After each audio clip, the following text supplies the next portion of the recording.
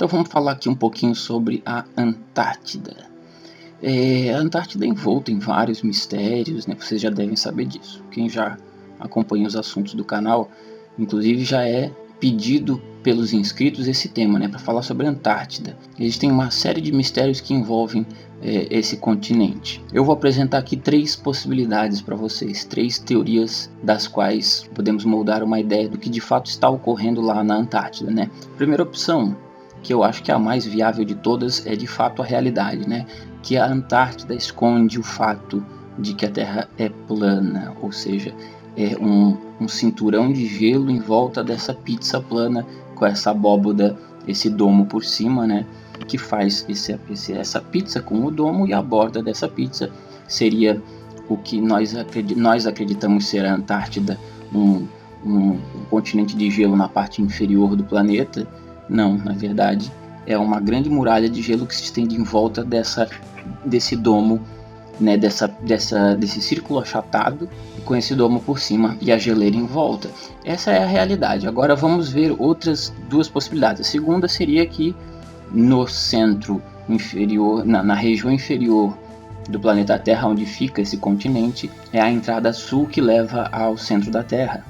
E nós temos no Polo Norte uma outra entrada que leva também ao centro da Terra, são as entradas polares. Então nos polos, por que não podemos sobrevoar pelos polos? Por que todo esse mistério em volta do Polo Norte e Polo Sul? Porque a Terra é oca e aquela é a entrada, são as 2 entradas, né, para o mundo intraterreno. Essa é plausível. Provavelmente a Terra é plana, mas talvez seja oca. Agora vamos para uma terceira opção, que é a bem mais ou menos, mas é interessante eu trabalhar ela aqui com vocês também. Acho que é legal a gente ter em mente as 3 possibilidades: Terra plana, Terra oca ou Terra normal, ou seja, é a Terra que é como nós a conhecemos, uma esfera com o seu continente gelado embaixo, da forma como ele é, como foi descrito. Provavelmente essa não é a realidade é a mais interessante. Essa é muito chata, mas eu vou apresentar ela aqui para vocês. É claro que a Antártida, ninguém conhece ela, tá? Porque existe todo esse projeto aí que procura enganar a gente sobre a realidade do nosso próprio universo. Então, provavelmente a Terra é plana ou a Terra é oca, só que eles não querem que a gente saiba disso. Então, ninguém conhece a Antártida, né? Não pode voar por lá, você não pode navegar por lá. Ninguém sabe como a Antártida é de verdade. E essa é a realidade. Agora, existe aí um pessoal que diz que na real a Antártida é bem conhecida, né? E ela já foi explorada por muitos historiadores, ela já foi conquistada por alguns países e ela já está inteira destrinchada. Já andou gente lá por tudo e já conhecem de tudo. Isso é o pessoal que está dizendo isso aí, né? Então eu vou apresentar essa teoria logo aqui para vocês, de que a Antártida, ela é bem conhecida. Ela é inteira mapeada, dividida em pacotes. Eu vou mostrar para vocês como que isso foi recortado e quais as áreas que já foram exploradas. Vamos começar pelo recorte principal, na parte superior do mapa da Antártida, né? Nós temos a Terra da Rainha Maud. É esse pedaço que vocês estão vendo na foto, né? Esse trecho em vermelho que vocês estão vendo, é esse primeiro recorte. A Terra da Rainha Maud é um território da Antártida reclamado pela Noruega desde 1938. É uma dependência norueguesa desde 1957, embora este estatuto não seja reconhecido internacionalmente. A área reivindicada tem cerca de 2,5 milhões de quilômetros quadrados e é um setor entre os meridianos 20W e 4438E, onde começa o território antártico australiano, ou seja, ela faz divisa, essa região reclamada pela Noruega em 1938, faz divisa com o próximo território chamado Território Antártico Australiano, que nós vamos conhecer agora. O território antártico australiano é uma parte da Antártida reivindicada pela Austrália. As partes de terra consistem em todos os territórios ao sul dos 60 graus de longitude sul e entre os 45 e 160 graus de longitude leste, a não ser a Terra de Adélia, que é aquela faixa bem estreitinha que vocês estão vendo ali nessa imagem, né? Essa faixa estreita não é do território australiano, ela é conhecida como Terra de Adélia, que nós vamos ver daqui a pouco. O território continental foi tomado como tal pela primeira vez em 24 de agosto de 1936, firmando as primeiras bases australianas na Antártida. É conhecido como Estação Mawson. A Estação Mawson, que é a estação dos australianos que fica na Antártida. E foi estabelecida em 11 de fevereiro de 1954, a Estação Mawson. A Austrália confirmou a presença na Antártida. Uma divisão australiana controla a zona, basicamente para sustentar os projetos diversos da investigação, ou seja, os australianos chegaram na Antártida em 1936 e lá montaram uma estrutura de pesquisa científica para manter o território deles, né? Aquilo lá é da Austrália e eles estão sobre o território. E a Terra de Adélia, como havíamos dito, essa parte estreitinha, né, que fica entre duas fatias do território australiano, eu vou explicar para vocês. A Terra Adélia é um dos distritos das terras austrais e antárticas francesas. Tem cerca de 432 mil quilômetros e é habitada em permanência por 33 pessoas na base francesa Dumont d'Urville. Foi descoberta em 1837 pelo navegador Dumont d'Urville, que resolveu batizar o território com o nome de sua esposa Adélie. Por isso o local se chama Terra de Adélia. Na região vivem diversos tipos de pinguins, incluindo um batizado em homenagem ao local, o pinguim de Adélia. Seguindo nas nossas fatias, né, nós temos a dependência de Ross, que vocês estão vendo na imagem, aquela parte inferior da Antártida, né? A dependência de Ross é um território da Antártica reivindicado pela Nova Zelândia. Tem cerca de 450 mil km² e uma população permanente de algumas dezenas de indivíduos, cientistas que revezam-se para estudos. Esta zona foi reclamada pelos britânicos em 1923 e entregue à administração da Nova Zelândia, que tem e mantém uma estação científica permanente, a Base Scott. É delimitada pelos meridianos 150 graus W e 160 W. A história da descoberta dessa região, né, diz o seguinte: em 12 de janeiro de 1841, James Clark Ross tomou formal posse e içou a bandeira britânica num grupo de ilhas na Terra de Vitória, chamadas desde então Ilhas Possessão. Em 27 de janeiro fez o mesmo na Ilha Franklin, tomando domínio dos locais, né? O governo britânico constituiu o território mediante uma ordem imperial de 30 de julho de 1923, pondo-o sob administração da Nova Zelândia. A dependência conta com uma pista de aterrissagem de neve em Williams Field e, dependendo das condições meteorológicas anuais, 2 pistas de gelo, o que garante a acessibilidade por aviões, com rodas e esquis ao longo do ano.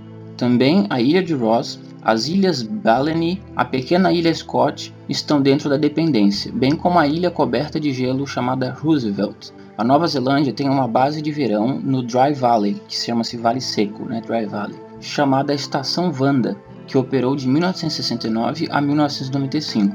A dependência tem um serviço postal próprio com selos apreciados pelos colecionadores. Olha que interessante. O Greenpeace manteve sua própria base antártica na dependência de Ross, chamada Base do Parque Mundial, de 1987 a 1992, na ilha de Ross. Como a base foi construída por uma entidade não governamental, a política oficial dos países signatários do Tratado Antártico foi a de não lhe conceder nenhum apoio nem assistência. Coitado do pessoal do Greenpeace, né, que é uma ONG não governamental. A Itália mantém neste território a base de verão Zucchelli, na Bahia Terra Nova. Até a Itália anda por lá. Nesse outro recorte que estamos olhando aí na imagem, né, estamos vendo o território antártico britânico.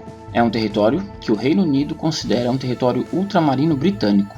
Ocupa zonas reclamadas também pela Argentina e o Chile. A região reivindicada pelo Reino Unido tem cerca de 1.709.400 km². Qual é a história desse local, né? O território antártico britânico, que o país reivindicou pela primeira vez em 1908, forma uma cunha triangular com o vórtice no Polo Sul e tem uma extensão superior a 1 milhão de km². Em 3 de março de 1962, foi nomeado um comissionário apontado pelo Departamento de Relações Externas do Reino Unido para administrar o território. Embora o Tratado Antártico tenha anulado qualquer pretensão territorial sobre a Antártica, o Reino Unido não tem dúvidas de sua soberania sobre o seu território no continente, assim como a sua tutela sobre as Ilhas Malvinas, Geórgia do Sul, Sandwich do Sul e os espaços marítimos circundantes. O território que o Reino Unido reivindica sobrepõe os territórios antárticos da Argentina e do Chile e o território de interesse do Brasil,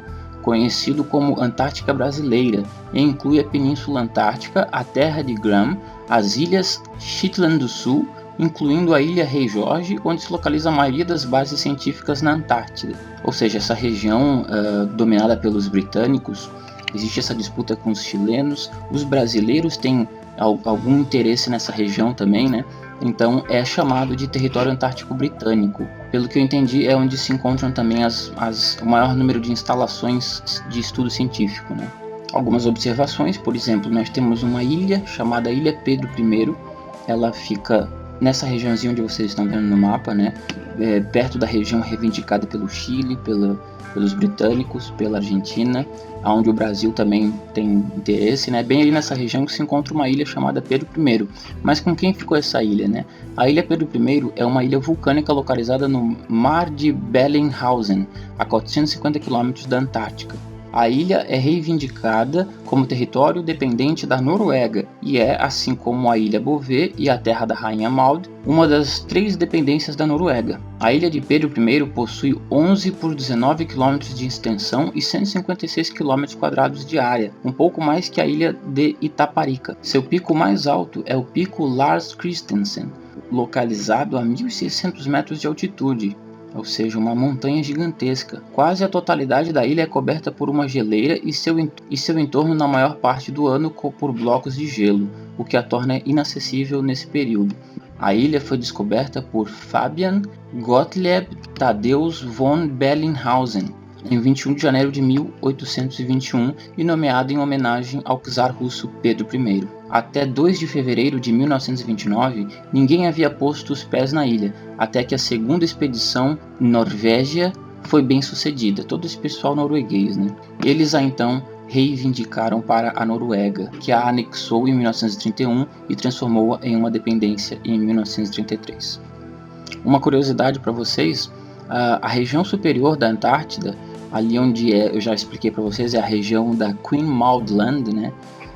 Nessa região foi aonde o Terceiro Reich, né, quando Hitler envia suas expedições até a Antártida, né, e tenta reivindicar o seu pedaço.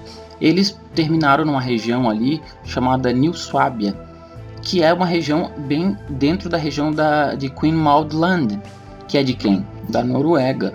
Foi nessa região onde aconteceram as expedições dos nazistas e que gerou toda essa polêmica na internet, né?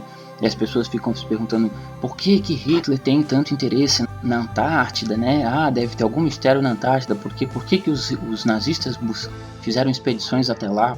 Bom, eles fizeram expedições até lá porque é um continente vasto, no qual todos os países têm interesse e todos os países já pegaram o seu pedaço. O Hitler era um líder político, né? O líder de uma nação inteira que era a Alemanha na época, então claro que ele tinha interesse em ter a sua fatia, em ter o seu recorte, em explorar, em trazer a Alemanha para essa brincadeira, né? Que era a exploração do território antártico, que foi explorado, picotado, recortado, reivindicado por uma série de países que hoje em dia tem uma centena de bases de expedição científica que tomam os 360 graus do continente antártico. Uma outra curiosidade é na parte inferior, né, a região chamada de Wilkes Land, né, a região de domínio australiano.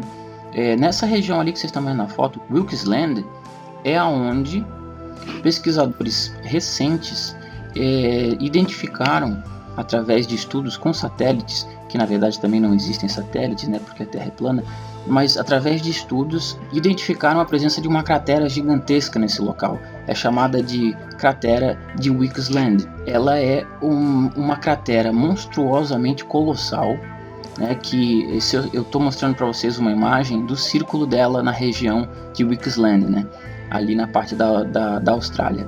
Vocês veem esse círculo vermelho, é o tamanho da cratera, ela é do tamanho de cidades inteiras. Uma cratera gerada pelo impacto de um cometa. Essa é uma teoria quase contemporânea, muito atual. Os caras que estão estudando isso são muito recentes e ainda está na questão da teoria. Os caras estão lá com as bases científicas justamente estudando a geologia desse local, né? Nos últimos 50 anos, né? A gente vê ali as primeiras bases foram colocadas em 1908, 1930. Então os caras já estão há quase um século estudando o local. E recentemente foi descoberta essa cratera gigante que já foi colocada pelos especialistas como uma cratera que possivelmente trouxe alguma espécie de extinção em massa em algum período da história do planeta. Então tem muito estudo acerca disso. Bom, esse vídeo já completou provavelmente uns 20 minutos, eu não vou continuar mais. Pode-se falar mais sobre a Antártida, ela tem muitos outros pequenos detalhes em cada uma dessas partes recortadas. Se a gente for explorar, tem ilhas, tem montanhas, tem territórios dos mais vastos tipos, só que não dá de explorar tudo nesse vídeo. Então, sobre a Antártida, a gente fica por aqui, a gente se vê no próximo vídeo, um abraço. Guerreiros, na descrição desse vídeo eu coloquei ali o link para vocês acessarem um site chamado GearBest. É um site de compra e venda onde você tem produtos muito legais por preços super baratos. Eu selecionei nesse site para os inscritos do canal.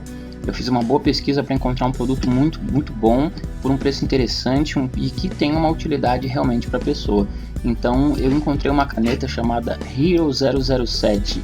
Ela é uma caneta dessas de escritório, assim, super legal, com altos acabamentos, ponta fina, super macia. Uma caneta dessas de nível profissional, ela é muito legal e por um preço incrível, R$7, com mais algumas taxas de embarque e tal, porque ela vem de fora, né? Ela chega na sua casa pelo correio e vai sair uns R$10 no máximo, com algumas taxas a mais, mas o preço dela é R$7. É uma caneta incrível por um preço barato, mas na verdade a intenção aqui é simbólica, né? Eu escolhi um produto simbólico para que os inscritos do canal possam de alguma forma contribuir com o aprimoramento do canal, contribuir com o trabalho que eu faço de transmitir esse conhecimento, de buscar sempre novos assuntos interessantes e fazendo um canal cada vez melhor. Então, para aqueles que têm interesse em contribuir com o canal de alguma forma e ter um produto interessante e de qualidade, né? Estou fazendo uma parceria com a GearBest agora, que é esse site de compras e vendas. Você pode escolher na cor preta, vermelha e verde. Provavelmente todo mês eu estarei escolhendo um produto bem legal para os inscritos do canal. Então, fiquem com Deus, um grande abraço.